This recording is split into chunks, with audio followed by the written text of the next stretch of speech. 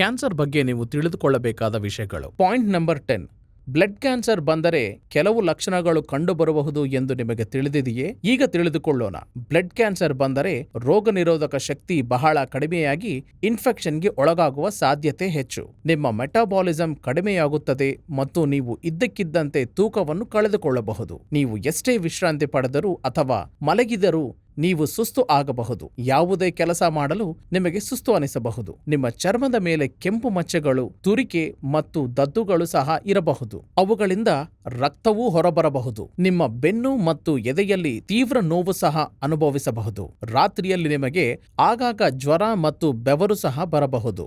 ನಿಮ್ಮ ಕುತ್ತಿಗೆ, ಕಂಕಳು ಮತ್ತು ತೊಡೆ ಸಂದುಗಳಲ್ಲಿ ನೋವಿನ ಅಥವಾ ನೋವುರಹಿತ ಗಡ್ಡೆಗಳನ್ನು ಸಹ ನೀವು ಹೊಂದಿರಬಹುದು.